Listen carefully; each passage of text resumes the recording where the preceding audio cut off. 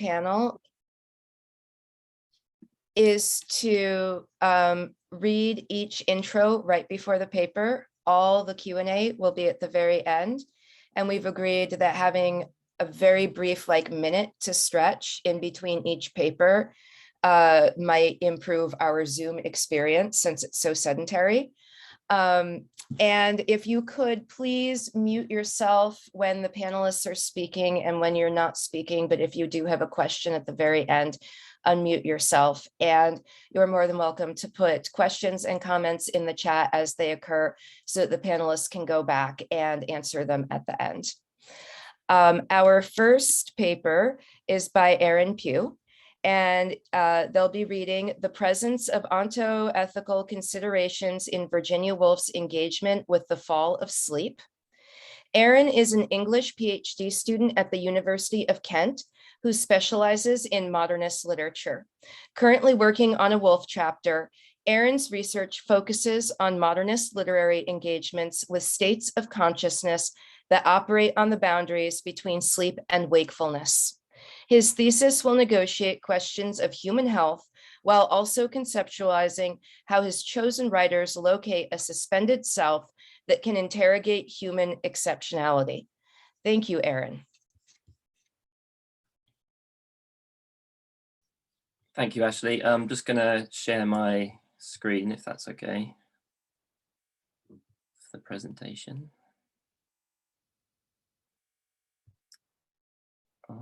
Can you see that on the screen? Yep, okay, great.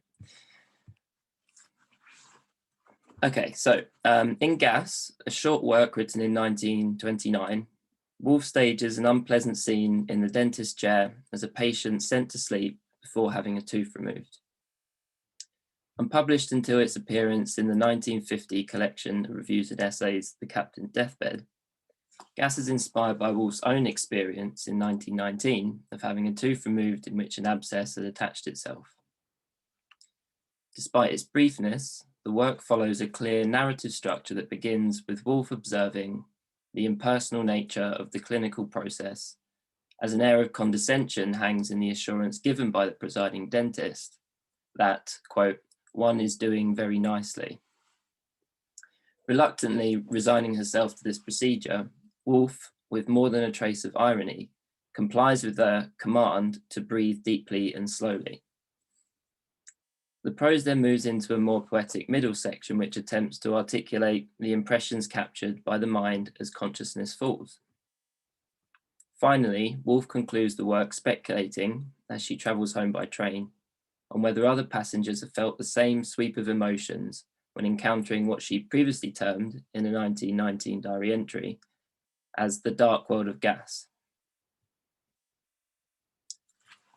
Focusing on the moment sleep is induced, the work's middle section captures a tumultuous movement of thought and feeling as Woolf infers how the mind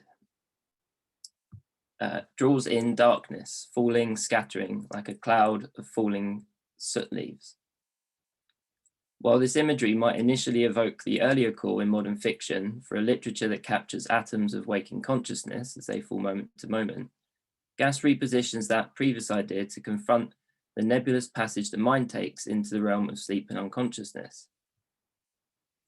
Indeed, the essence of this enforced fall to sleep appears comparably unstable and chaotic, as Woolf writes, and with every breath one leaves the shore, one cleaves the hot waves of some new sulphurous dark existence in which one flounders without support, attended only by strange relics of old memories, elongated, stretched out, so that they seem to parody the world from which one brought them. This passage maps a fall into an unconsciousness initially permeated by a sense of one's memories being encountered differently to waking life. As Woolf flounders, adrift from the relative solidity of wakefulness, images of the past become disassociated in a new, engulfing, yet transitory existence. In a sketch of the past, Woolf later establishes how one of her earliest memories is comprised of the sound of the waves being vaguely apprehended. Oh, I'm so sorry. Being vaguely apprehended by a mind drifting to sleep. Lying, quote, Half asleep, half awake, Woolf remembers how she heard the waves breaking in a moment of ecstasy in which her own existence felt, quote, impossible. Woolf goes on to describe an overwhelming intensity upon registering the sense impressions of the outside world, an intensity seemingly heightened to a rapturous extent as one hesitates between sleep and wakefulness. I'm interested in the extent in which gas confronts a similar impossibility of being, as the human subject becomes destabilized during the moment of its departure from the world of wakefulness. Furthermore, I'd like to explore the ethical potential in Woolf's attempt to manifest a sense of intersubjectivity during this transition, a task made difficult by the uncertain terrain of this most solitary of human experiences. In her book, The Incorporeal, Elizabeth Gross discusses a similar situation when proposing her notion of an ontoethics, a concept that, quote, bypasses epistemological questions in favor of an ontology sensitive to and engaged with the realities of time and space, of events and becomings, not just things and their knowable, determinable relations. Outlining how this ontology begins at the limits of language expression, Gross states, again, quote, when epistemology questions itself and its own conditions of knowledge, its own lacuna and places of non-knowing, there is a residue or remainder of ontological issues and concerns that is untouched by epistemology and that may not always be submitted to existing schemas of knowledge, existing forms of grammar and syntax, or forms of representation. While I will situate the fall to sleep as one such place of non-knowing, Gross illustrates her point by approaching the fleeting moment where the human subject is briefly suspended between life and death.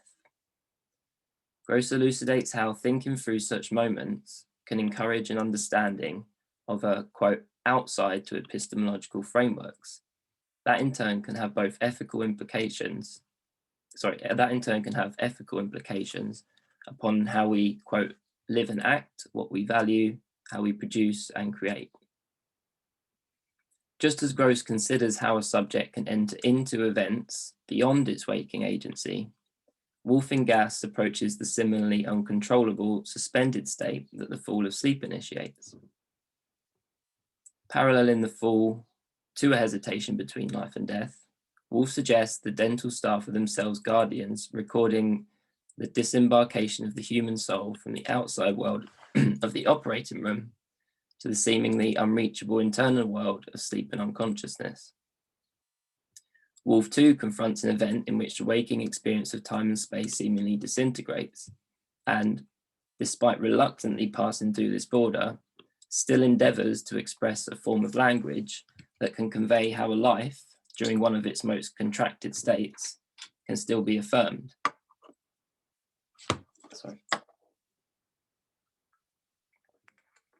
In addition to this dialogue with Gross, Woolf's engagement with sleep and wakefulness corresponds on a grammatical level with Jean-Luc Nancy's philosophical work on the subject.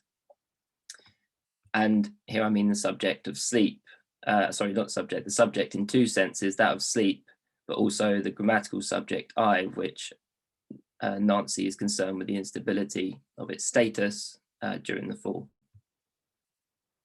So in his text, The Fall of Sleep, Nancy reinforces his conception of how the I of the sleeping subject vanishes, suggesting, I do not make a self, for I do not return.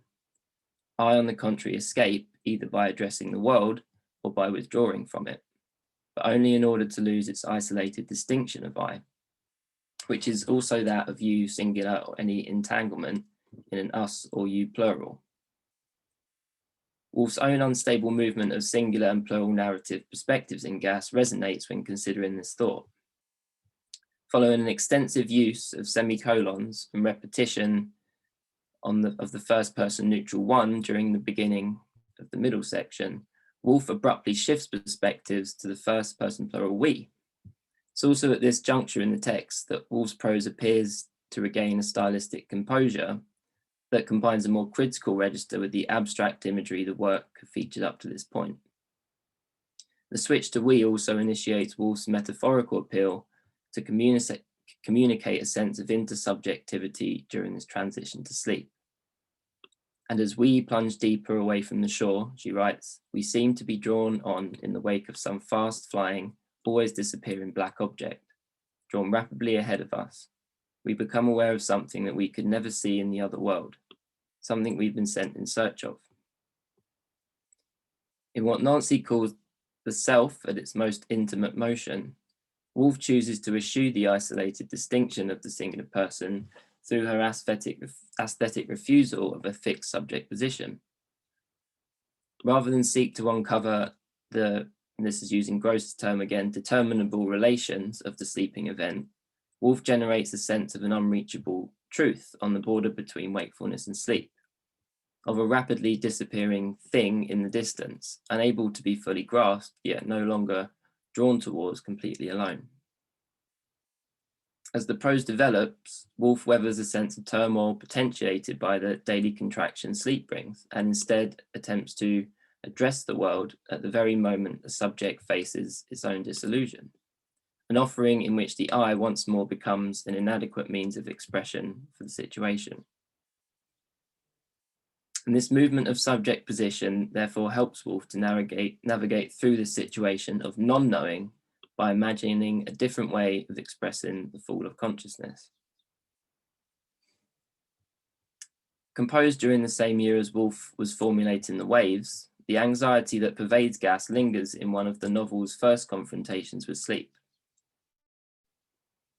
As Rhoda picks up the narrative thread of sleepiness she experiences with Susan and Ginny, the first person I once more struggles to comprehend the disintegrating sense of subject identity. In a passage marked by its frequent clauses, contradictions, and staggered flow of thought, Rhoda states, "Let me pull myself out of these waters, but they heap themselves on me. They sweep me between their great shoulders. I am turned, I am tumbled, I am stretched among these long lights, these long waves, these endless paths with people pursuing. Just as the waves of the sulfurous dark existence register the fall of consciousness in gas, the human subject is again destabilized in the wake of this transitory moment. However, unlike the narrator in Gas, who's drawn towards the disappearing black object as consciousness falls, Rhoda's tumultuous fall to sleep sees her pursued. Rhoda becomes overwhelmed by an intensity of experience as, once more, a restrictive first-person perspective reinforces the sense of isolation sleep threatens to induce. Distressed and pursued by anonymous people, Rhoda too flounders, bereft of the composure Woolf eventually merges with in Gas. As if the unknowable and uncontrollable draws out a sense of despair of the subject that clings to it, the I.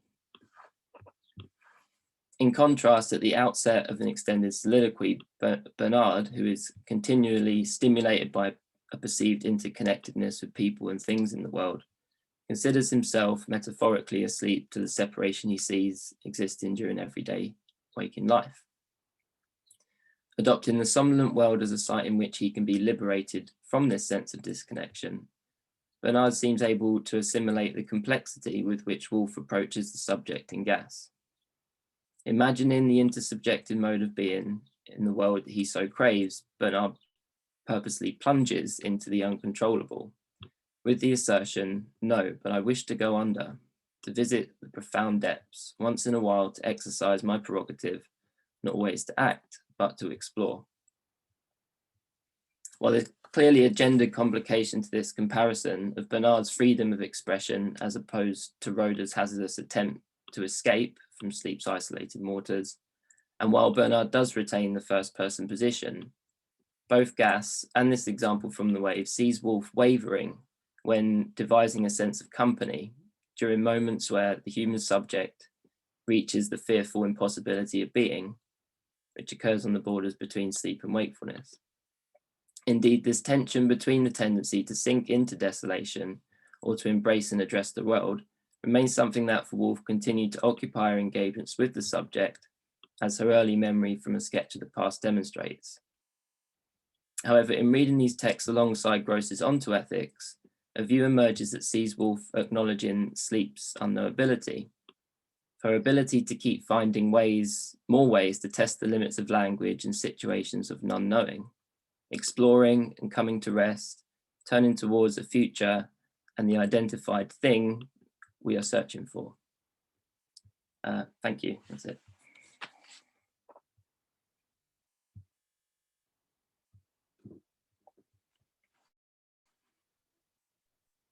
Thank you so much, Erin, for that wonderful paper. Let's take a minute and a half just to stretch our legs, and we will reconvene briefly.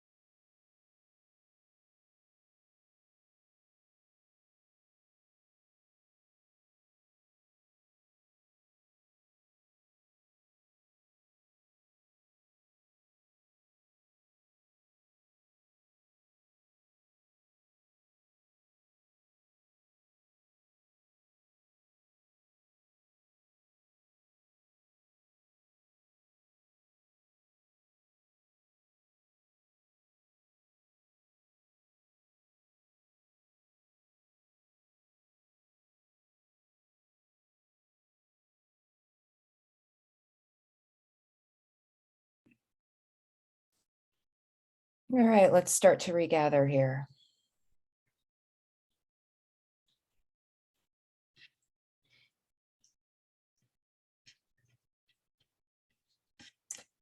Our next paper will be read by Lexi Velte, who will be reading Now I Sleep, Now I Wake, a Proustian Unconscious in the Waves.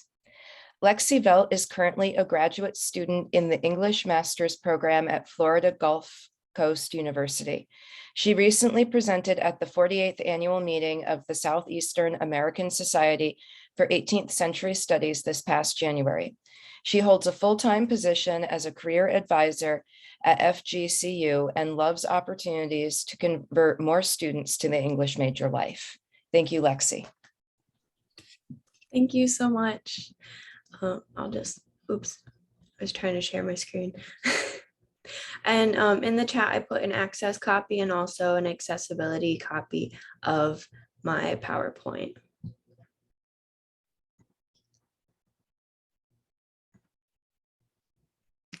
Sorry, I'm having issues sharing my screen.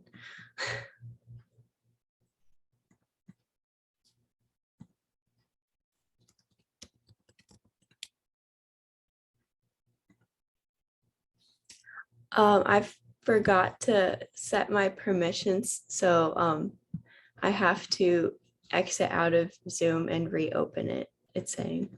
Do you want me to run your slides? You just tell me slide. I'm happy to do that. Okay, yes, that works. Okay, let me download your PowerPoint. Okay, thank you so much. Sorry about that. Not a problem at all.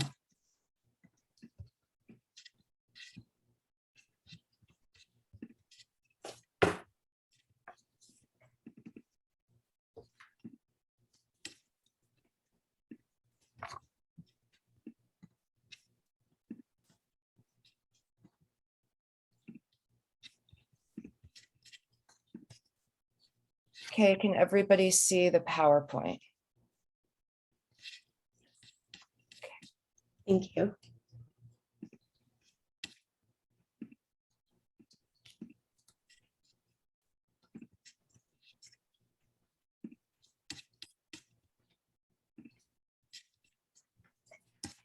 Okay. It is nearly impossible to think about Virginia Woolf's explorations of consciousness without acknowledging how the works of Marcel Proust influenced her ideas.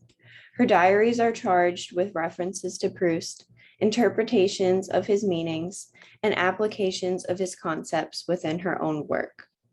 Proust's Swan's Way contains an overture that meditates on sleep, and many aspects of his description reverberate throughout Woolf's The Waves.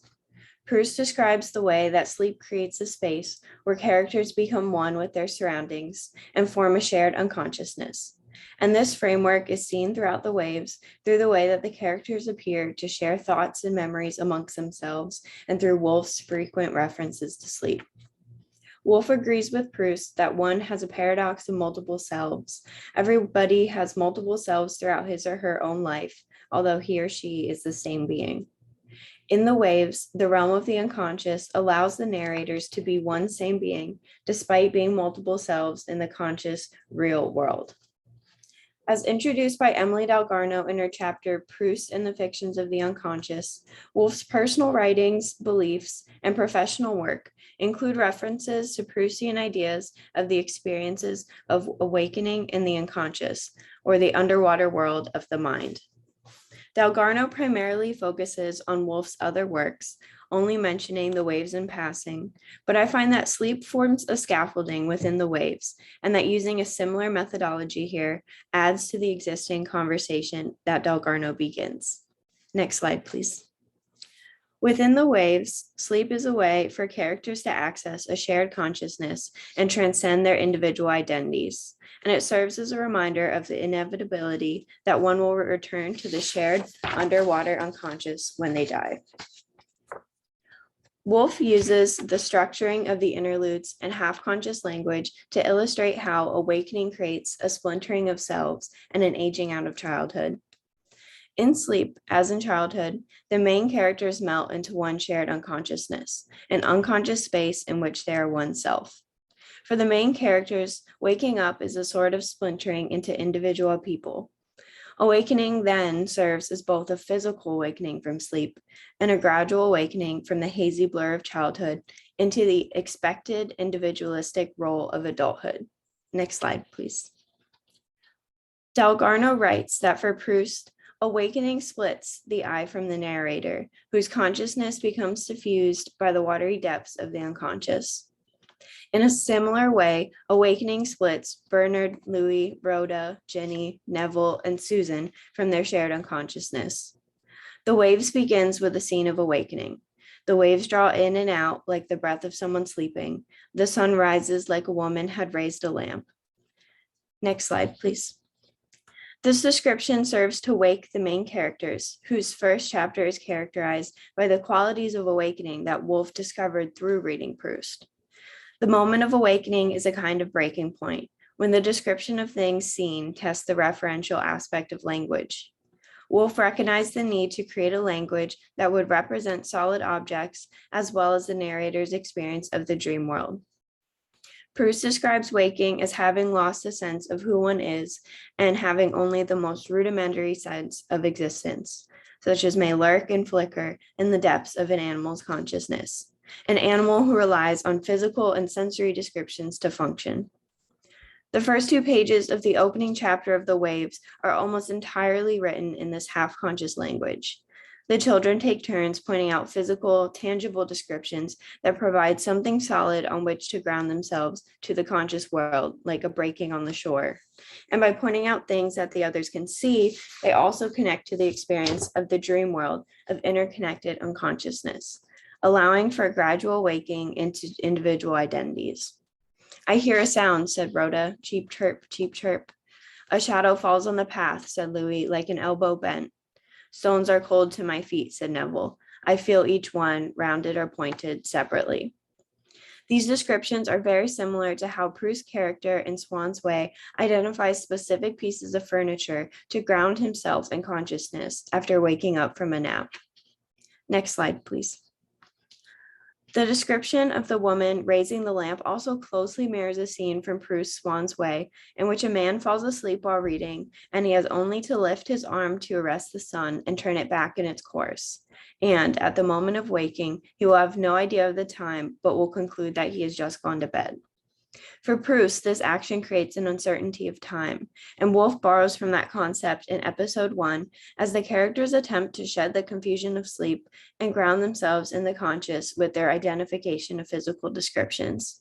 However, Woolf also uses the interludes to create a consistent time scheme in which things continuously move forward, in contrast to the way that the characters' memories move them backward and forward through time. The awakening serves as an introduction to the characters maturing beyond childhood, allowing for a reading of the interludes as reminders about the constancy of aging.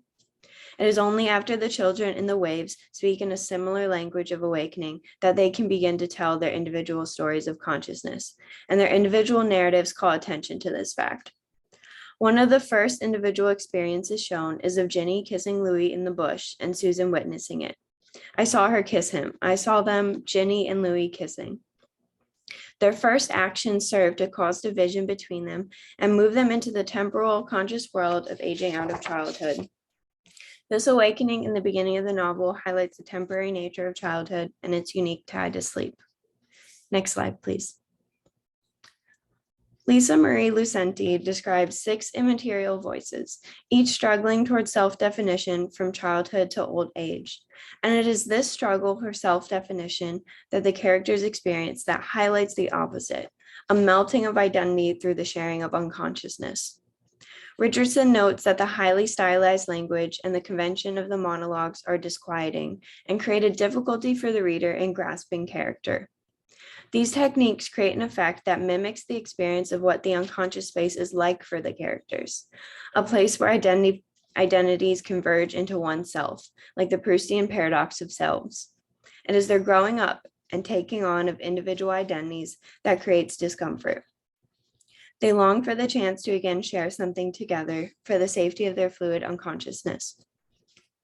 Susan's maternal nature serves as a connection for the other characters to their shared unconscious and indicates the burden that individuality can have through the responsibilities of motherhood and adulthood. Susie Garib describes Susan's defining physiognomical characteristics as her pear-shaped eyes, setter nose, and maternal instinct. Under this lens, Susan's maternal instinct is just as much a part of her as her facial features. Using this maternal instinct, she acts as a mother for the group of main characters by connecting them with the shared underwater fluid space of childhood and sleep. For nearly every instance that sleep is mentioned throughout the novel, she is mentioned within the same passage or narrates the immediately preceding or following one. Next slide, please.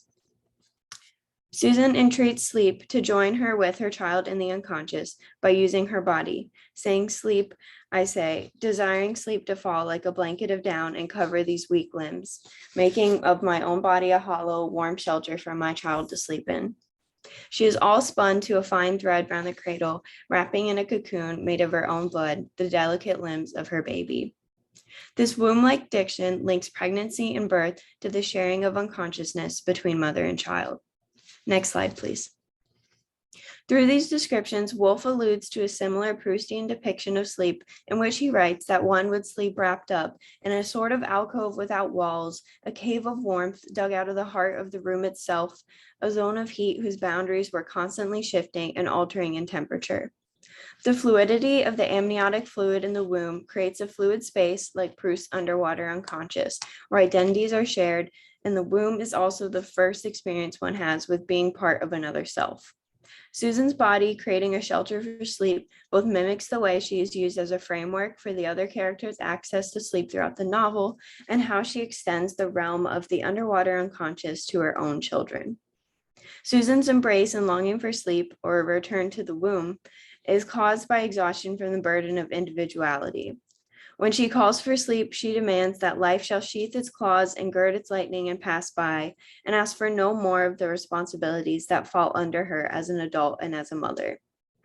Throughout the novel, she yearns to return home, both from school and to her hometown, always seeking a future among the past.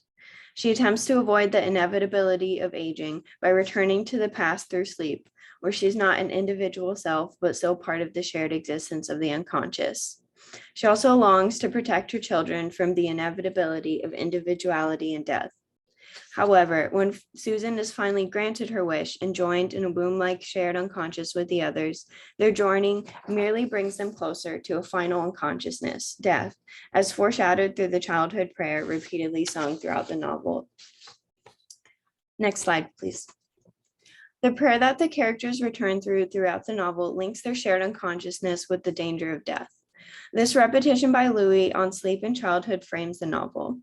The first iteration is, it is difficult not to weep as we sing, as we pray that God may keep us safe while we sleep, calling ourselves little children. When we are sad and trembling with apprehension, it is sweet to sing together. In these repetitions, the characters have a shared experience and take on the label of children, yet the linking of this prayer with the weeping and the phrase trembling with apprehension indicate fear, or perhaps a threat associated with the unconscious. Proust also linked sleep with a sort of terror. While I was asleep, I had returned without the least effort to an earlier stage in my life, and had come under the thrall of one of my childish terrors. Woolf clearly links sleep with childhood, so it makes sense that Proust's idea of childhood fear inspired her as well.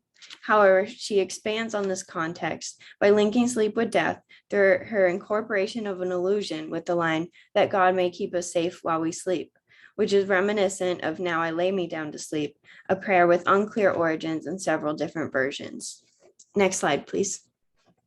The version that seems most common is one that was referenced in many other poems throughout the 18 to 1900s, and it goes as follows. Now I lay me down to sleep, I pray the Lord my soul to keep. If I should die before I wake, I pray the Lord my soul to take. Woolf's inclusion of an allusion to this prayer indicates the character's knowledge that unconsciousness is tied to the risk of death.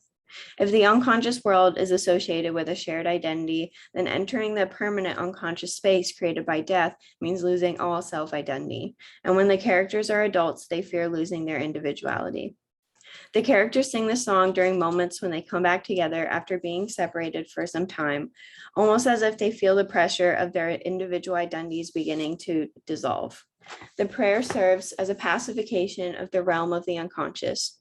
They join together to say this prayer and enter sleep together, hoping to buy time before they must permanently enter the space. Rhoda serves as a manifestation of the inevitability of death through the unconscious through her relationship with water imagery. Throughout the novel, Rhoda continuously interacts with water, from playing with it during childhood to even presumably drowning in it. This connection with water and Rhoda's awareness of a difference in herself link her with the unconscious world, similarly to Susan. In episode 1, she acknowledges the short time she has to play by herself, and it foreshadows the way that she gets a more limited experience of individual consciousness than the others. Next slide, please. I have a short time alone. I have a short space of freedom. She plays in the water, mentioning drowning sailors and large crashing waves, all of which foreshadow her presumable drowning and link her experiences even more so with the underwater unconscious. For Rhoda, it is easier to disperse from the physical individual world, and she struggles with slipping into a lack of identity. When looking in a mirror, she says, I have no face. Other people have faces. Their world is the real world. The things they lift are heavy, just like the way in which those in the unconsciousness have no individual selves. Rhoda separates herself from the others by identifying them with physical, tangible reality or consciousness. Even when she mimics the actions of others, she becomes no more tangible or real, has no more of a face than she did before. The unconscious realm causes the perception of the overwhelming presence of impermanence, nothing permanent. That's why death is our ultimate enemy. Rhoda experiences the overwhelming presence of impermanence more than anyone, and that is why she lingers so much on how she feels separated from the other characters. She's aware of her closeness to death and the impermanence of consciousness throughout the entire novel, whereas the others only realize it towards the end. Next slide, please. Rhoda's return to the unconscious happens gradually, with her physicality becoming more and more dreamlike throughout the novel, such as the description, even my body now lets the light through.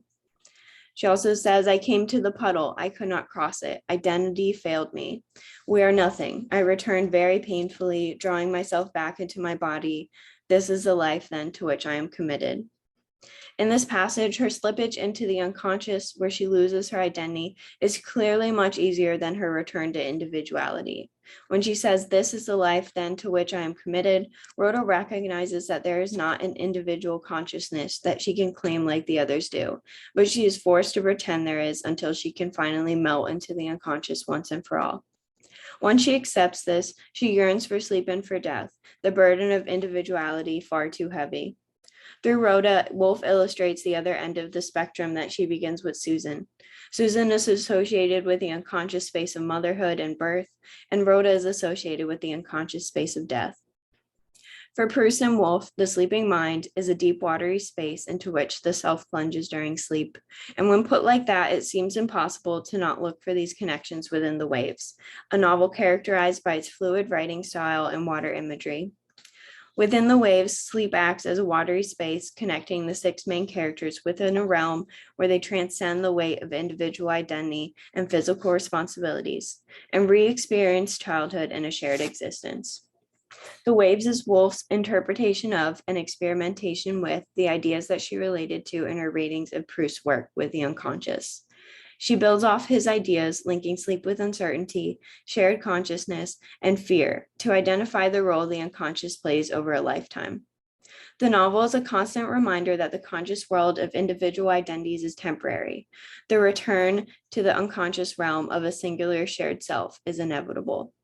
There are many aspects that brought Woolf and Proust together in conceptualizing sleep and the unconscious with childhood and a sort of slippage of self. Translators, time, rooms of their own. But the most important of these seems to be a like-minded way of viewing the world. Perhaps they both had access to that realm of the unconscious where such theories could be shared. Thank you.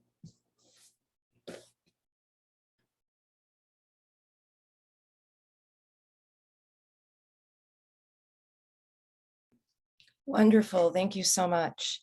Let's go ahead and take another very brief break to stretch our legs, and we will come back with James's paper.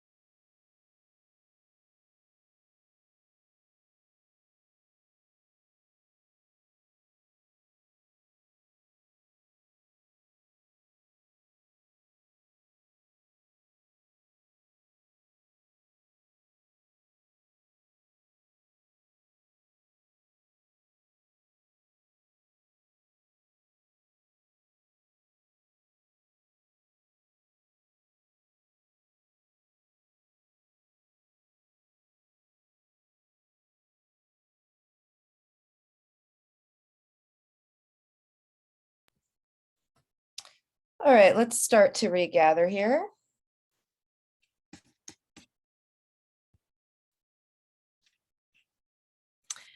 And completing our panel is James Kearns with Mediating the Tension Between Stable Identity and Virginia Woolf's Transmuting Process in To the Lighthouse. James Kearns completed his PhD at the University of Plymouth earlier this year, January 2022. Congratulations, James. His research project investigated the intersections between Virginia Woolf's fictional output and Jason Brown's formulation of microgenetic theory. He is in the process of completing a chapter on Woolf's transmuting process for a forthcoming volume of essays provisionally titled Rethinking Woolf, to be published by the Italian independent publishing house Tab Edizioni. Do you want to say that publication name for me? It's a Dissolution. Okay, perfect. It's Thank you. Italian. Yes. All right. Well, and thank you, James. Welcome. Thank you. Okay. Thank you, Aaron. And thank you, Lexi. That's really wonderful papers. Okay. I'll just read this if I may. In a series of notes written in her diary between the end of July and the beginning of September 1926, Virginia Woolf puts forward an intriguing dialogue between art and thought as a potential of past events to become composed and indeed dwelled upon in the psychological present. She writes, "What I thought was this: if art is based on thought, what is the transmuting process? I was telling myself the story of our visit to the Hardys, and I began to compose it. That is to say, to dwell on Mrs. Hardy leaning on the table, looking out, apathetically, vaguely, and so would soon bring everything into harmony with that as the dominant theme. But the actual event was different," unquote. There is that all-important, and as far as I can find, once only noted phrase by Woolf, the transmuting process, which seems to Woolf herself to make up the overarching question of art and thought, as she refers to it, a phrase framed as a question that enfolds and indeed unfolds Woolf's concerns about what makes her own dwelling possible.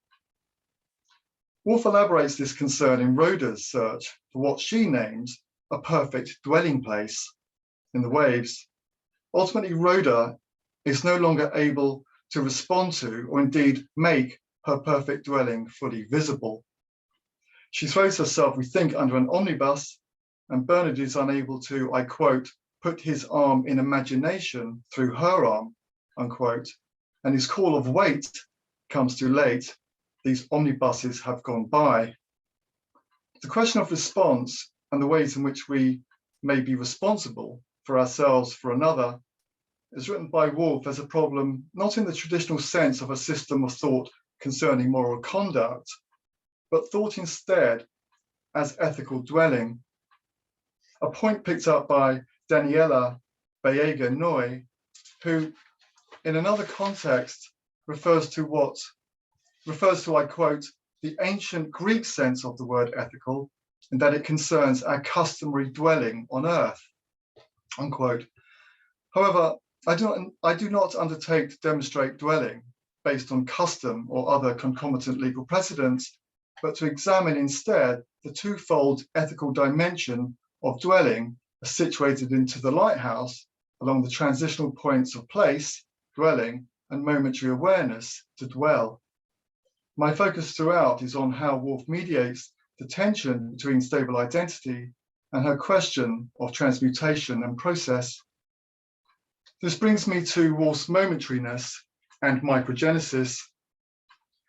In the essay story, The Moment, Summer's Night, Woolf appears less than convinced that we perceive changes in the external world at all, suggesting, I quote, then changes, unseen in the day, coming in succession, seem to make an order evident, unquote. What is perceived then is a growing out of diffusion towards what North American neurologist Jason Brown names as the development from a single instantiation, albeit one that is continuously replaced. Brown puts forward a concurring and highly compatible view to Woolf's, suggesting that, I quote, for a solid to become an event, it must recur over successive durations.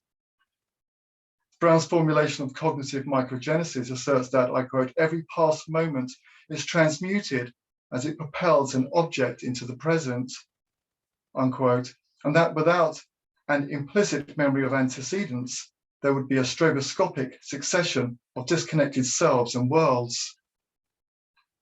Woolf writes of the possibility of an effect very like this as, I quote, now little sparks, which are not steady, but fitful as if somebody were doubtful, come across a field, unquote. But we are being lulled into a false sense of security, if that is what it is. And a little later, the domestic violence of the little accident and the expression of personal juice serves to derail the momentary idyllic country dwelling, assisted by the knowledge that eventually, as Woolf states, nothing can be seen. Indeed, Jamie Horrocks suggests that Woolf's essay story is, I quote, a hybrid thing, capable of serving the beautiful as well as addressing the political and ethical demands. What unfolds is, as Horrocks states, a process of defamiliarization of objects, whereby, and citing Jean Guillet, he writes, pure concepts are transmuted into a physical substance, unquote. The event of the summer evening is made, he writes, into something like a still life, frozen in time, unquote. Woolf's worry, of course, in her diary notes, is that the actual event of the past is unstable, while only appearing stable and frozen. Hence her locutions of delay in the present continuous, Mrs. Hardy's leaning, vaguely, looking out, and indeed Woolf's own infinitives, to dwell, thought and place, to compose, the coming novel, To the Lighthouse. Focusing on To the Lighthouse, Randy Coppen asks how we transmute or manifest the emotional form in the natural form, stating that what interests her is, I quote, the idea that life offers up design, the emotional form arising out of the natural form, unquote. But I should like to provide an alternative calibration to this, that objects undergo a transmutation in relation to the field, that is to say the place, and the observer's perspective. Indeed, in microgenesis, feeling travels outward as part of the object. We do not see the object and add the feeling afterwards. Brown posits the progression of objects as growing out into the world by suggesting that in perceptual microgenesis, the things perceived are understood as, I quote, pieces of personal memory, building up and populating an external image of reality, unquote. Woolf seems to me to be getting at how something is done, that is what is to be made out of the coming event, from past place to its becoming in the present moment. Brown writes that every moment perishes in its replacement, with the self as medium and spectator of these surface manifestations. The anticipating self, therefore, is, I quote, the preliminary object emerging as a momentary disclosure of the meaning of a life experience. He describes the self as, I quote, the unclear form brimming with possibility, poised between the indistinctness of memories that have not yet risen to the surface and their final destination as objects in the construction of external space. David Sherman suggests that, I quote, locating the exteriority of self, like grasping darkness as a substantial thing, confuses familiar notions of identity and difference, unquote. Sherman's writing on unraveling ethics into the lighthouse is, to quote him, concerned with the subject's representation of its ethicality to itself, unquote. Indeed, I think one may identify a topology of what Brown names the depth and surface of human cognition and how we respond to what he refers to as our inner story. We may note too the attempt by Woolf to reduce the throwing up of screens made out of our own integument, as Woolf puts it, effectively suggesting, as she ends her paragraph, that the screens are in excess, not the sympathy. That is, natural physical form arises out of emotional form. I shall now provide 3 short readings from To the Lighthouse. Firstly, Mrs. Ramsay's truth. Woolf's question in her diary notes from 1926, what is the transmuting process, concerns at once art and thought and how the actual event is perceived later and composed into the lighthouse. Woolf in the same section of her diary refers to Mr. Hardy's moments of vision as the avoidance of what she writes becomes automatic, that is, to quote, the horror of life's dailiness, whereby all acuteness of relationship, marriage for example, is rubbed away by this, unquote. Woolf writes that the truth is more like this. In a passage on relationality and representation at the beginning of the novel, Woolf highlights both actual events and what may be taken for the truth of the twofold dwelling.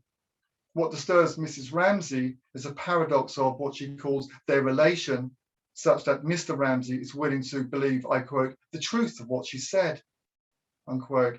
Mr. Ramsay himself has already been reported as, I quote, incapable of untruth, one who never tampered with a fact.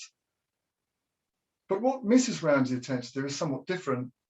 Mrs. Ramsay is indeed impressed with the lectures he gives and the books he writes, being of the highest importance, but it is conversely, I quote, not being able to tell him the truth, unquote, that is of the greatest concern to her. Mrs. Ramsay is not able to say, for example, that his book was not quite his best book. She gathered this from William Banks.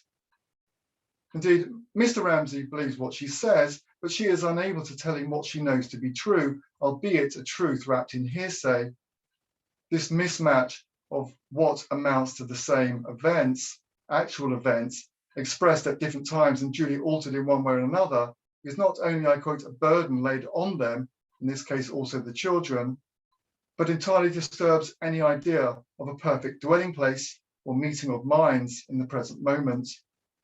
Mrs. Ramsay's assurance to her husband, I quote, that it was real, the house was full, the garden blowing, unquote, will be contradicted in the Time Passes section. Woolf describes the writing of this part of the novel as, I quote, having to give an empty house, no people's characters, the passage of time, unquote, everything it would seem that Mr. Ramsay fears. Secondly, dwelling in Time Passes. In a short passage, the oceans appear to contain humans on the surface. The silent apparition of the ashen-coloured ship, for instance, unquote, as well as in the depths, that whatever dwells in the deep, and the description suggests human bodies, has left, I quote, a purplish stain upon the bland surface of the sea, as if something had boiled and bled invisibly beneath. This concern for what is hidden, albeit made out on the surface, defies Hans Jonas's observation on traditional ethics that, I quote, the ethical realm is that of our proximate as opposed to our distant fellow men and women, unquote. Indeed, in terms of screening, as mentioned earlier, and proximity, Woolf indicates various deaths in parentheses. They, Andrew and Prue Ramsay, for example, are screened but present and struck to be visible in square brackets. It is therefore difficult to blandly overlook them, for they still have, I quote, their significance in the landscape to continue, unquote, possibly forever. Even our own proximity to the face we see in a mirror is apt to deceive, since all we are presented with is, as Woolf says, surface glassiness, which obscures our, to quote her again, nobler powers which sleep beneath this very effective and reflective dwelling. If the changed object, as Brown writes, is a novel object that has actualized in the decay of the old one, then the perceiver must fill the interval with imaginary change. Woolf attempts to write this imaginary change in the absence of the perceiver. This is an absence by which Lily is struck at the end of the novel. Thirdly, Lily's vision. Lily, accompanied by Mr. Carmichael, calls out, "Oh, Mrs. Ramsay," but it is done, I quote, silently, to that essence which sat by the boat, that abstract one made of her, unquote.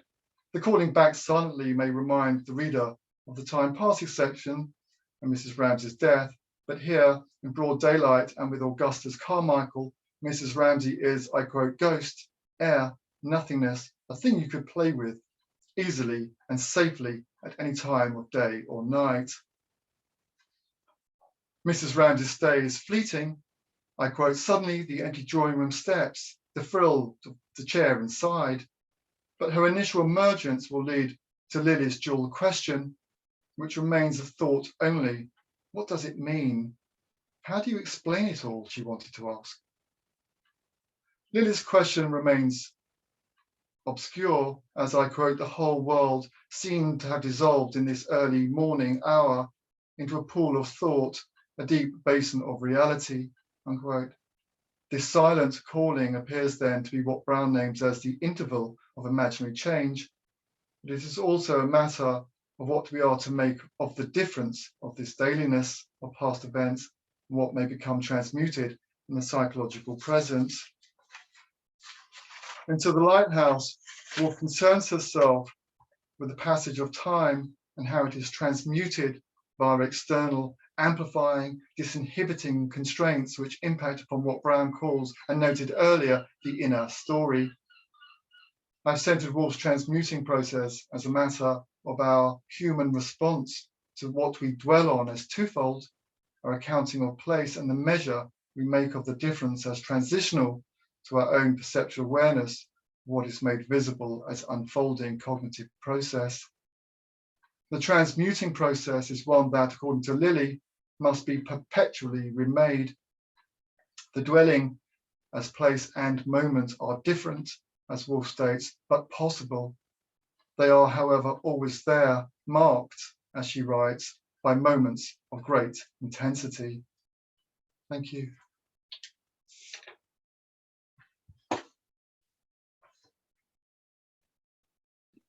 Thank you very much. Another wonderful paper. I do have a couple of questions to get us started while everybody collects their thoughts. And the first one is actually for Aaron and Lexi together. It seems as though, if I understood your papers correctly, which if there's a misunderstanding, apologies, that for Aaron, sleep is the moment of individuality and isolation. And for Lexi, sleep is the moment of communal consciousness. And I'm wondering if you two could engage that. And also, is this an issue of the text that you're reading? Or, like, for example, Aaron, if you were to read The Waves, would you find communal consciousness? So does it only work for gas? And Lexi, vice versa? Or is this a certain approach that you think could actually be applied to the other text that the other person was reading?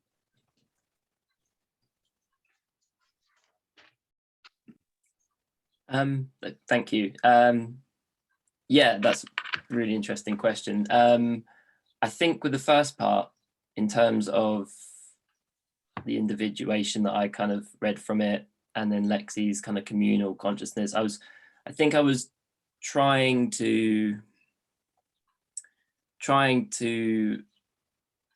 find the tension within gas, where Woolf was sort of searching for that communal sort of consciousness, but because of the nature of the short piece, which is, you know, she's not surrounded, she's not sort of positioning it with, you know, the group of friends like you have in The Waves, that it is there's no one to share it with, so she's sort of addressing the world, as I mentioned in the thing.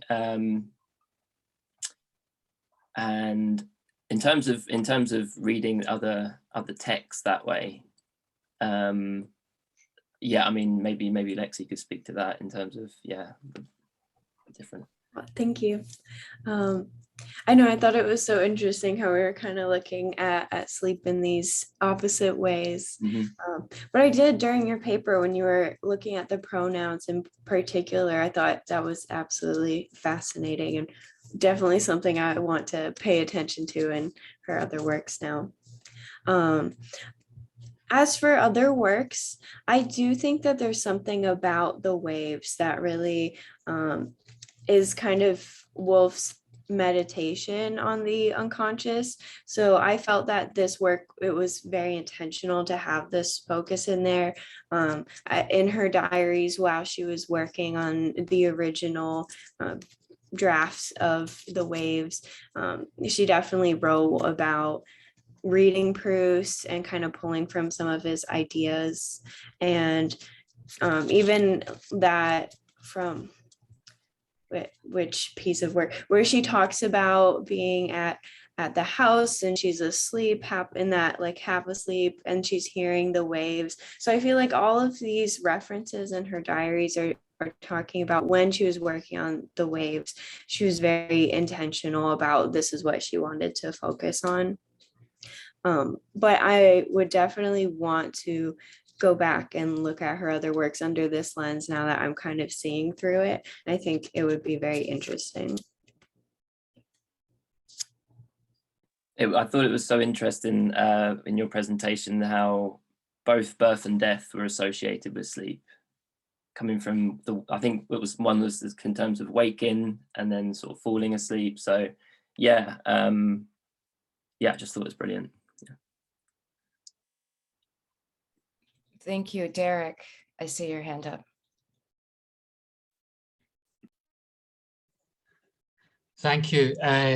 Yeah, what a brilliant panel. And those first two papers, I think, spoke to each other in really, really fascinating ways. And interestingly enough, I didn't see it as an opposite approach. I actually thought there were quite a lot of affinities between what you were both saying, especially Aaron, when you started to talk about the waves, and then that led into this really rich reading of various characters in that novel. And I have to say, I've never felt so awake listening to two people talk about sleep. So you're obviously doing something right. So yeah, my question is really about this sense of the dissolution of the self in these moments of the fall to sleep, sleep itself. And I'm wondering about what that kind of opens on to. And you have a dissolution of the self in one hand, but are you both interested in ways in which that kind of opens on to perhaps a kind of more than human or post-human or a-human, or, you know, any of those terms that have been quite present throughout this conference? Are you interested in kind of looking at that area and how that might relate to what you're saying about the human and the kind of unsettling of this concept of the human that you're both interested in? Yeah, I think that's a fascinating way to look at it. And I think it does say something about the fact that there's such a focus on the idea of people sharing this consciousness, kind of melting into each other, the dissolution of identity, like you said. And I think that definitely kind of draws one's attention to maybe that individuality isn't all it's cracked up to be. Like, I think that it's not necessarily, the focus isn't on like human as the subject. It's kind of when the subject's blurring into the other subjects, is it even a subject anymore? And I think because there are animals present in those interludes, in those awakening moments, it might be an interesting thing to do further research, looking into those and seeing if there's any connections there too. Yeah, and just following on with that and the dissolution of the self, I was reminded of the round table yesterday, the Woolf and Anthropocene round table, and I think it was Kelly Saltzback that said about the recognition of not knowing's productiveness. And I think with the dissolution of the self, we see Woolf turning to that not knowing and trying to kind of glean something from that. Even during moments where it seems like you're kind of faced with despair, you know, for instance, with the unconsciousness or death, as she likens it to a lot. And it's just that turning towards, and again, from the round table yesterday, it was a kind of something to come, not necessarily needing to know what that thing is. Yeah.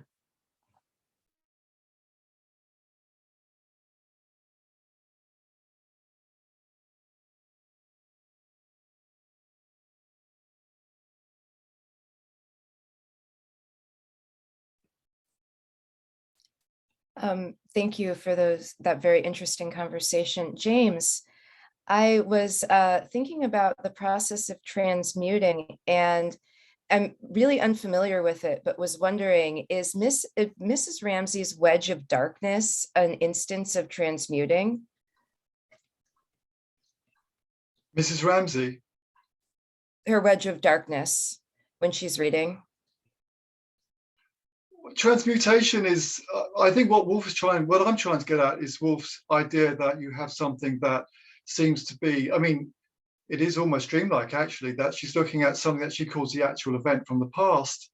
I mean, what she then does with it is she tries to compose it in the present for something for the future, of course. So there's this thing of time all the time.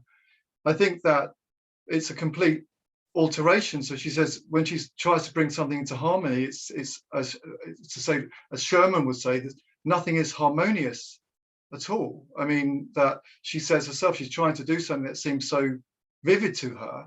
I mean, I said that it's always on this kind of present continuous, although she's looking at the past, and that she says it's just entirely different. There's an absolute difference to what she's trying to compose. And it's this difference that she's trying to get at. That's what she's talking. I mean, for Woolf, for my reading of it, is it's a question. She's not telling you what that. Well, one can try and find an interpretation of it, of course, which is what I've tried to do. But what Woolf is trying to say is, what is it? What is this thing from this physical structure of the brain, say, and that comes out as this kind of mentality. Her composition, of course, is, well, she's writing to the Lighthouse at the time, which is why I focus mostly on To the Lighthouse in that instance. In Dalloway, I'm trying to think of Dalloway right now. I mean, the thing with Dalloway, I mean, with Mrs. Dalloway, is that you've also got that thing of her own. I mean, the question that in something I looked at with Dalloway was with Clarissa specifically, apart from the fact of her unbelievable difference from the voyage out, and then how she's suddenly this almost like a complete personality change in Mrs. Dalloway itself, to be somewhat. I mean, sometimes her acuteness is unbelievable. I think that also the aspect of what Woolf said in in a letter that she responded to, I can't remember, it was a Harvard student, in fact, that she was to commit suicide. That Mrs. Dalloway herself was to commit suicide. The standing at the window at the end was supposed to. So there's always that kind of idea of that. I don't know, that thing of being towards death, which I think Lexi was talking about with Rhoda. This kind of, I mean, there's a very clear transmutation in life to death, isn't there? So I mean, there's that too. The wedge of darkness is, I mean, maybe that's the death. I mean, I don't know. I mean, there's also the thing in the story, like in Jacob's room, how much of Jacob is ever alive. I mean, the question is the same thing with Woolf and Clarissa when she falls. I mean, is she alive or dead? I mean, there's also this attenuating. She becomes lighter and lighter and lighter, almost ashen throughout the novel. So there's a transmutation right there. So I think I mean, if you start looking for transmutation in Woolf's writing, it's endless. But I don't know if that answered your question, but thank you for it nonetheless. Thank you. It's really interesting.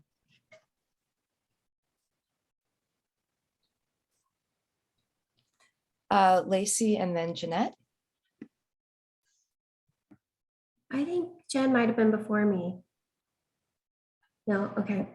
I'm going to try to ask a question that I'm not smart enough to ask. James, I was really fascinated by that idea of transmutation and what you were saying about a dwelling place. And I was thinking about like how Woolf employs these kind of images and language forward. So like Louis's prenatal meditations of the Nile kind of moving forward in these various contexts, and also the dwelling place. So like Rhoda's dwelling place, the oblong on the square with the spiral on top, becoming in the Hampton Court scene, something that Susan references when she's sort of countering Neville's mode of being, where she says, I've seen life in blocks, dwelling places, right? And so I guess I'm just kind of wondering if you see that working on like linguistic levels, where Woolf is kind of transmuting objects across time, but also like through a kind of mode of narration, and what that might open up. I don't know if that question made sense, but I tried. Thank you.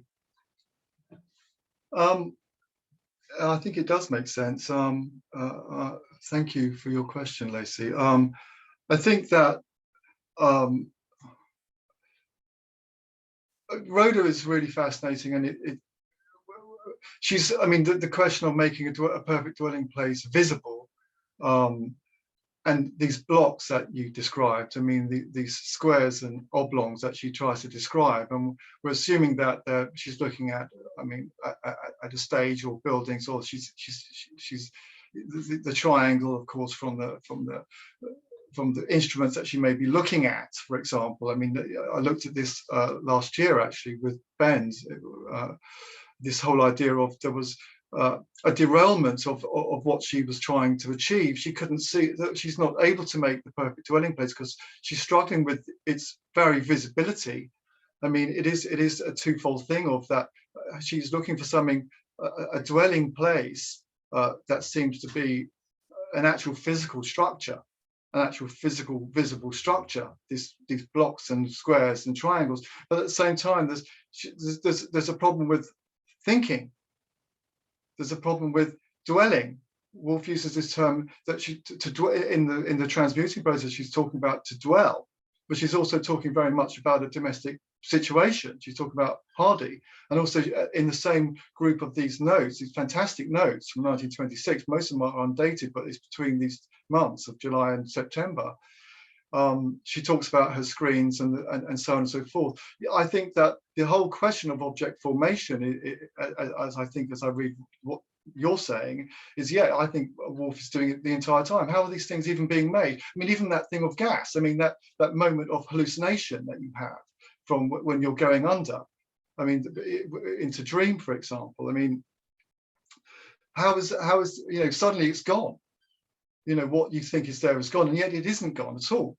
There's something else replaces it. It may be dream or whatever else. I mean, Jason Brown says that on the way to our what we take to be something at the surface, as it were, this actualization or the actual event, as Woolf is saying, is we pass through a limbic system. I mean, that's nothing new, of course, but that limbic system is dreamlike. It is not. It is something that we pass through, and most of us reach a surface that seems to us to satisfy to some degree. But it isn't always the case. And in Rhoda, the point I made about Rhoda is that she's not reaching that point. She's struggling to reach that point. She wishes to reach that point. She goes on and on and on again about the fact that she doesn't have a face, or she's going to disappear into a puddle. And yet when people talk about her, she's this ethereal, beautiful creature. I mean, at one point she's described as having wings on more than one occasion, for example.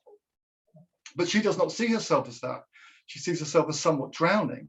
And she has an inability to create the objects around her. She has an inability to make whatever these blocks are. We don't know what the blocks are. We're assuming that what she's doing are the things in front of her. Well, clearly they are. She's talking about making them visible. The structures are not visible to her. She wishes to make them visible, and that seems to be the problem that she has. So much so that in the end, as we know, somehow, you know, she calls time. She's had enough. She can't take anymore. I mean, what I found interesting, if I could just, I'll stop talking in a moment. What I found really interesting was your paper with Ben and Shiloh, is that Ben said that working with the waves, you had to kind of be in there not too long. You had to get yourself out of it, right? And I think that's interesting because I spent too much time in there sometimes, you know, with waves. You think, actually, I should maybe have taken that advice. I didn't take that advice. I was in it for a very long time. And then I got so into it that I began to think, oh, that's what Septimus was. I was just the seventh one. I was the Septimus out of the six. I just became Septimus. I was the seventh one in this thing. I was trying to make the structure visible, but I've gone off in a tangent. Forgive me. But thank you for your question.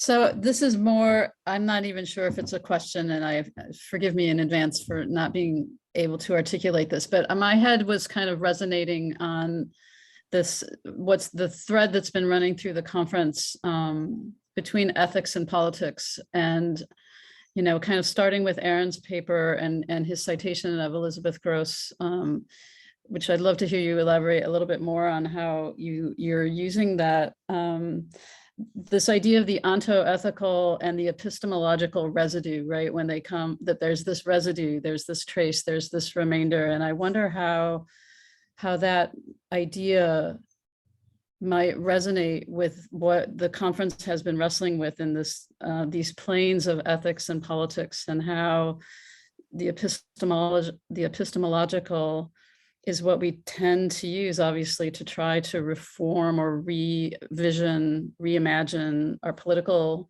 structures of being. And yet, right, the ethical dimensions of those are always so fraught.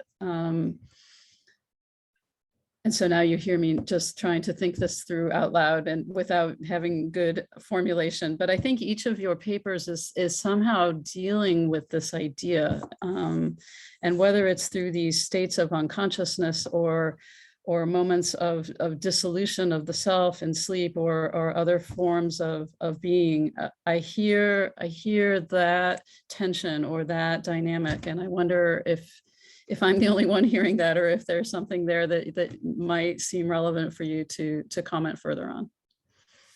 Thanks.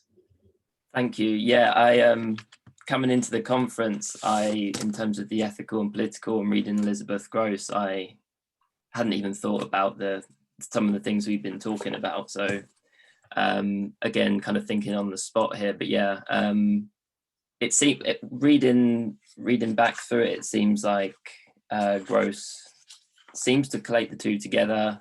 There doesn't seem to be too much distinction. So I haven't really had I can't really articulate sort of where she stands on it yet. I need to sort of go back from what we've been sort of talking about at the conference, because it's really sort of brought up some things that I'm sure, yeah, I mean, I hadn't thought about before, but yeah, sorry.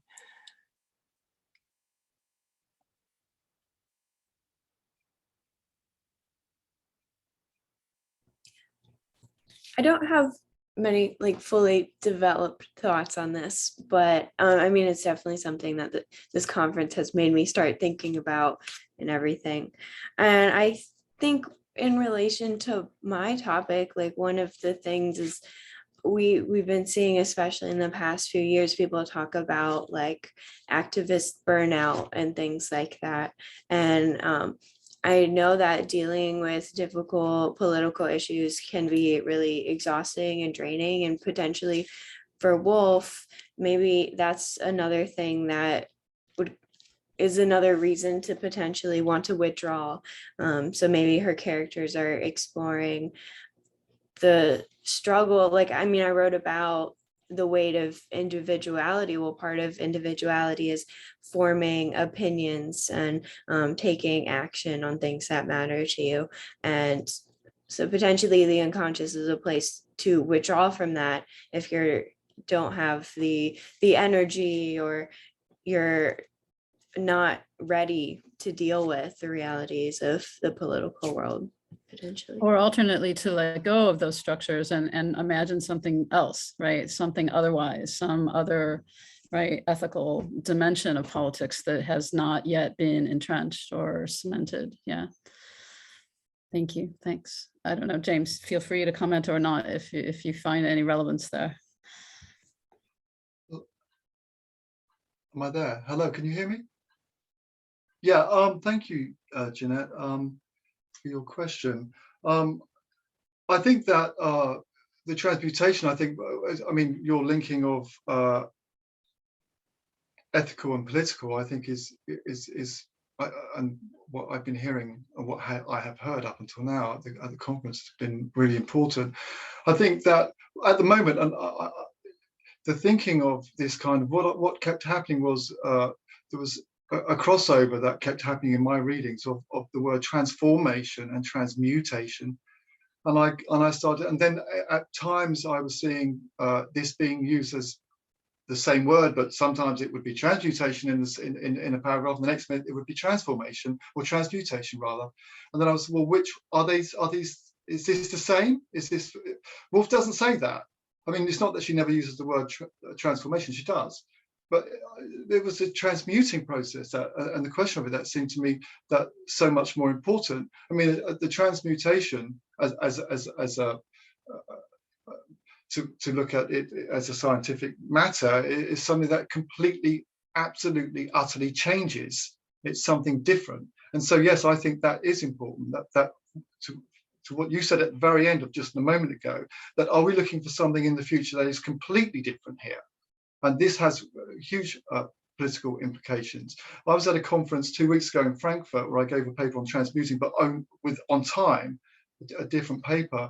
And the question about this idea of that, who are the future readers of modernism? And Professor Brannigan from Dublin said that he didn't think it was us.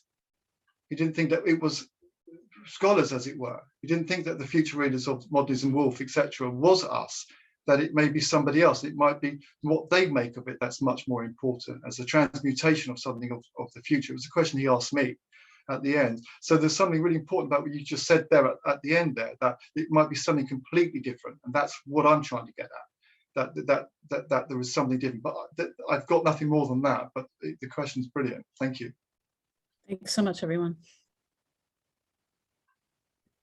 I'm not going to elaborate on this at all because I want to get to Hannah's question, but it occurs to me that Jeanette, your question about the relationship between ethics and politics in this panel might be found in Thoughts on Peace in an Air Raid and Paul St. Amour's reading of Thoughts on Peace and the Sleep, and that might be one of those places of connection. Hannah.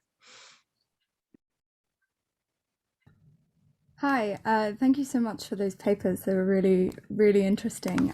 Something I was interested in was actually the overlap between Lexi and James's papers. You both mentioned mirrors in some capacity, Rhoda looking in a mirror and feeling like she has no face, and the surface glassiness of the reflection into the lighthouse.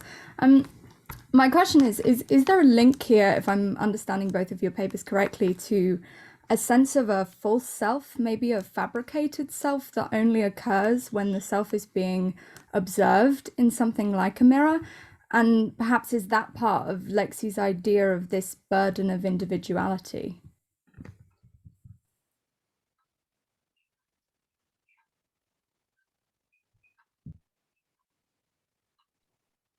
That's a great question. Thank you. Yeah, I'm thinking about Rhoda and the constant search for her face, and I really like James's reading where she's kind of transmuting between the living and the dead a little bit. I think there is some sort of like fake self a little bit, because Rhoda never really does feel like she is present in the real or conscious world, but she still has to pretend to be, because there is no space for people who aren't individual people on earth. Like the world is concrete, individual, and so I think that she kind of has to mask it, and that's part of where her exhaustion comes from, because she's always just trying to pull from something she doesn't have. And I don't know what necessarily that fake self comes from or what makes it, but I definitely think that she does have to put on an act and assume an individuality that she doesn't really feel.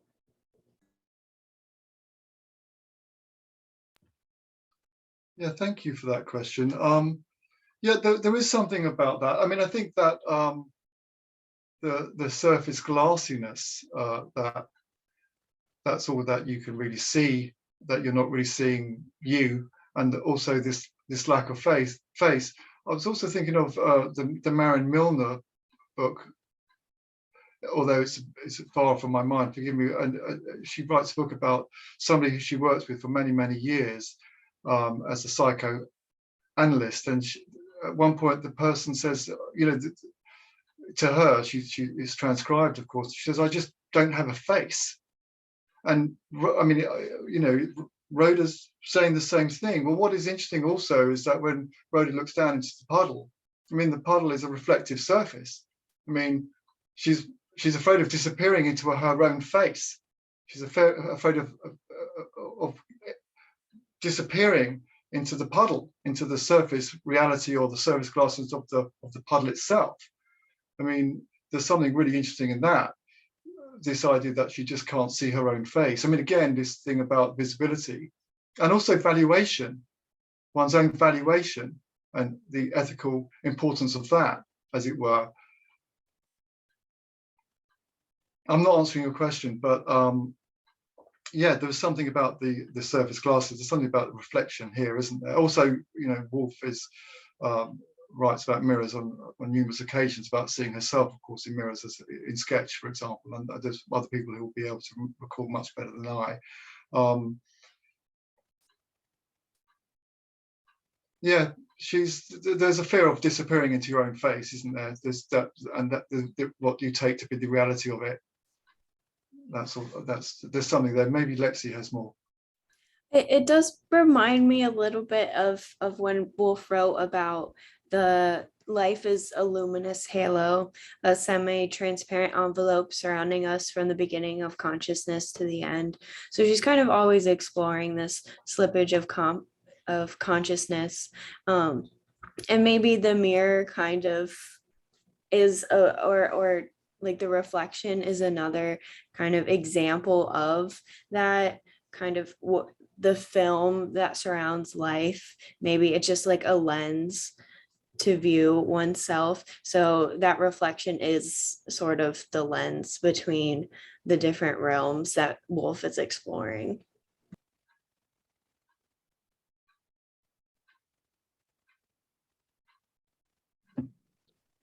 Ashley, I know we are close to time. Can I quickly jump in with one final question, or should we just wrap up?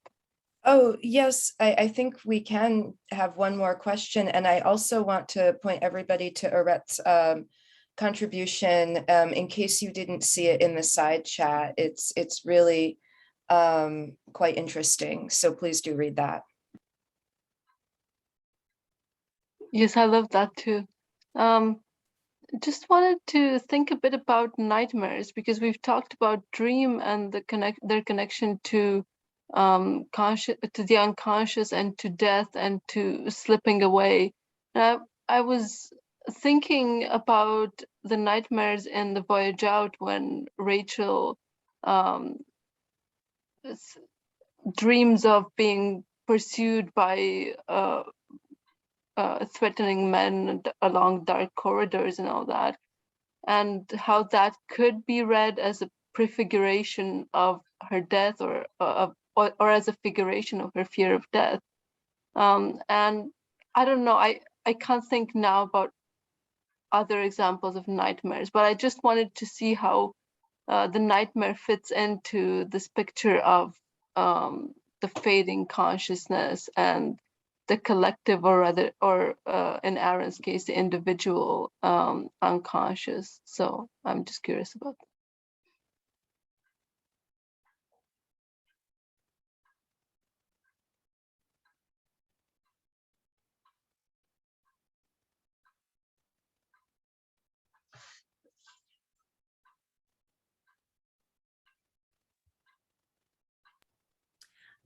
I will say I haven't read The Voyage Out, but I think that your interpretation of it sounds like it makes a lot of sense. So I'll definitely add that to my to-read list. Although I suppose my research is trying to hone in on the fall to sleep rather than sort of the durings, the dreams and the nightmares.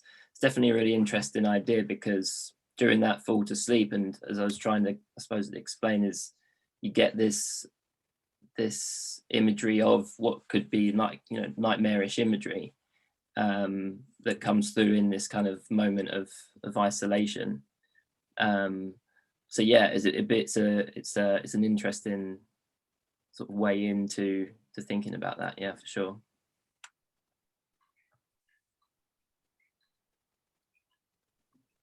Thank you. James, did you want to comment on that, or? Am I here? it was interesting. I think it's the bit about Rachel when that you're talking about, you know, the men scratching under the door of the deck in her room, and this terrible thing. It comes after that kiss from Dalloway, you may remember. And so Yes, that is important, isn't it? There's something really interesting going on there. This thing that she describes it as somehow, you know, that's something that she seems to not have disenjoyed, but at the same time, she clearly there's something very wrong going on here, because that seems to be as soon as that's over, she has this terrible, shocking nightmare. Yes, this nightmare. I mean, I don't know if it's a prefiguration of what happens at the end, but you're absolutely right in that tossing and turning, and the nurse trying to hold her down, and the nurse talking to her, and also that inner dream, the way that she describes, you know, her waking and sleeping and waking and sleeping before her own death of typhoid or whatever it is. That it looks like a prefiguration, but one seems to have a cause, and one seems to be somewhat different. It seems that her death, the one that brings her you know, the final transmutation, if you will, if I can just call it that, this being towards death, as it were, as Heidegger would call it, of course, is that she has this complete moments of being rational, doesn't she? So, and she's not sure she's being rational in this. You know, she's remembering things, and although some of it is indirect and well, this isn't her, but other parts of it seem to be that she's actually saying, well, you know, I'm here now, I'm back, and this is surely going to stop. I mean, don't forget also under the awning, where she's under that awning and she starts to feel the oncoming of that illness, and she suddenly starts.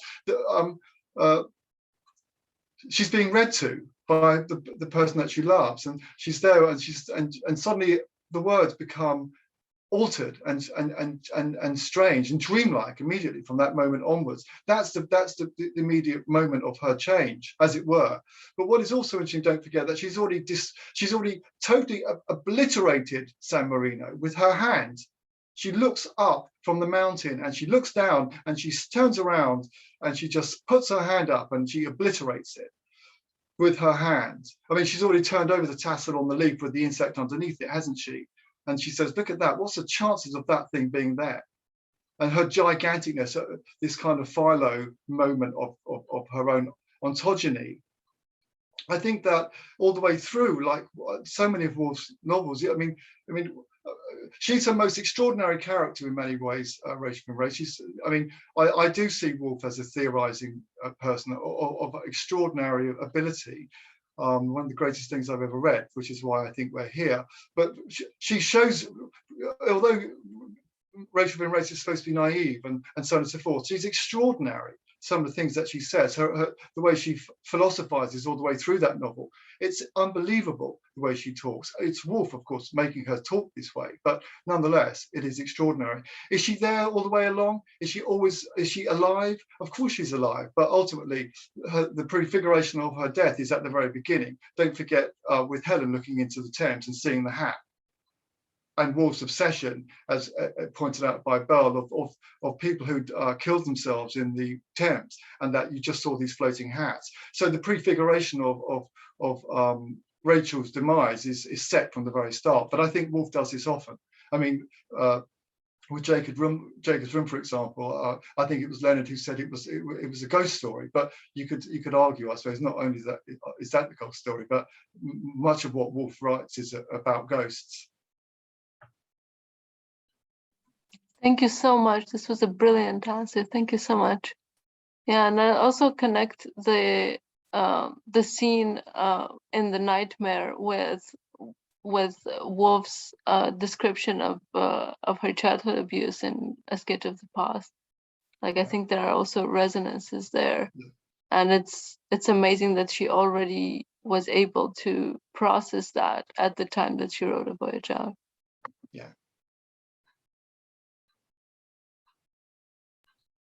Well, thank you all for such invigorating papers and discussion. And I agree with Derek. This is the most awake I've felt listening to anyone talk about sleep.